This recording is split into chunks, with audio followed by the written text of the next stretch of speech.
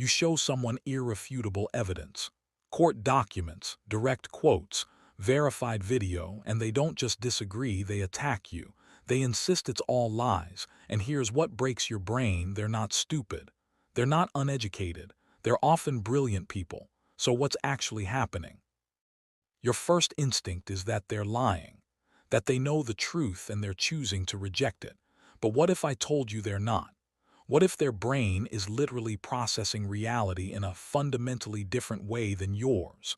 Not because they want to, but because of how their neurology is wired.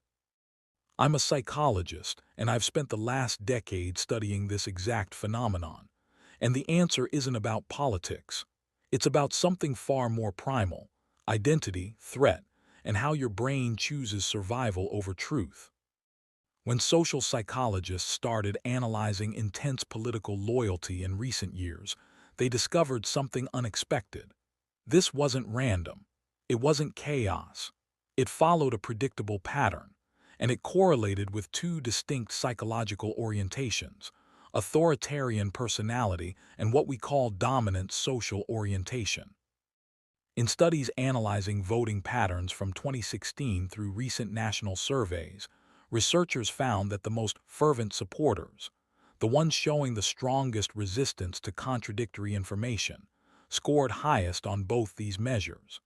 This is a critical distinction because it tells us this isn't about being conservative or liberal.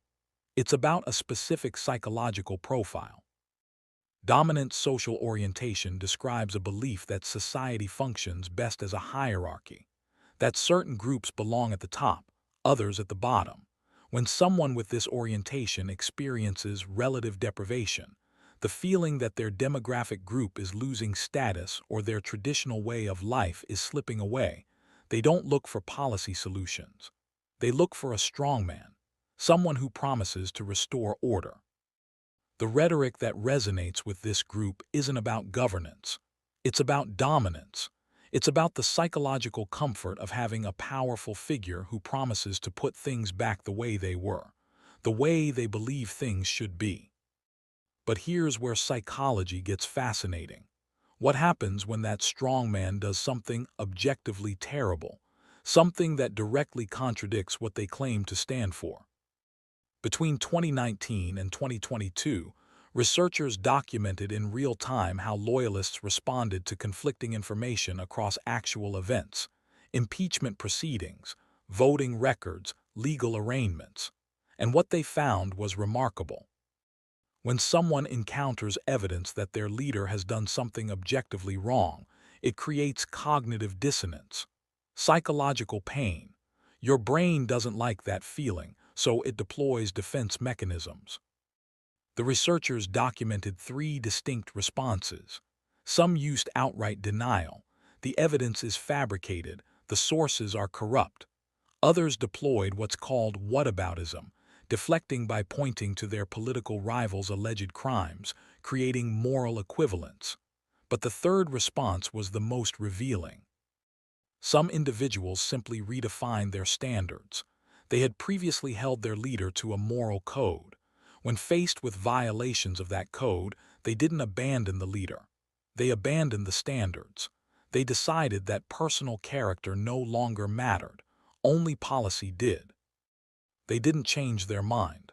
They changed their reality to protect it. Now, watching this pattern unfold, it might seem like disorganization, emotional instability, lack of education. But a 2025 study examining personality traits across political cultures found something unexpected. When researchers looked at the core of extreme loyalists, that roughly 10% of the population showing nearly absolute resistance to contradictory information, they found something striking. High conscientiousness. These are highly organized, highly disciplined individuals. They experience the world as dangerous. Threats lurk everywhere. For them, the world needs order. It needs structure.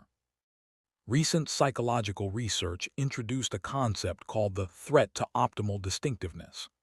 These individuals feel a deep sense of belonging to a specific identity, a traditional vision of national identity. But as society rapidly diversifies, as cultural markers shift, they experience something profound. Their unique cultural status feels threatened. Their extreme rigidity isn't weakness. It's a highly disciplined psychological attempt to find a figure who promises to maintain order and protect what they see as their identity. When you show them the difficult facts and they deploy denial, what's actually happening neurologically? The answer is a mechanism called identity protective cognition. Their brain is no longer processing your facts as new information. Because their political stance has evolved into identity itself, your facts aren't being received as data. They're being received as an existential threat. The amygdala, your brain's threat detection center, activates exactly as if a lion had just stepped into the clearing. Your brain doesn't prioritize logic. It prioritizes survival. And in their neural architecture, admitting what you're saying feels equivalent to destroying a core part of who they are. They're not denying because they're irrational. They're denying because, neurologically speaking, accepting your argument would feel like annihilation. Understanding this doesn't excuse the behavior, but it does explain it.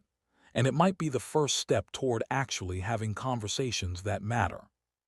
Because if you want to reach someone in this state, you're not going to do it with more facts. Their brain has literally reorganized itself to reject them. You need to understand the deeper psychological need being met, the identity being protected, the threat being perceived. Only then does change become possible.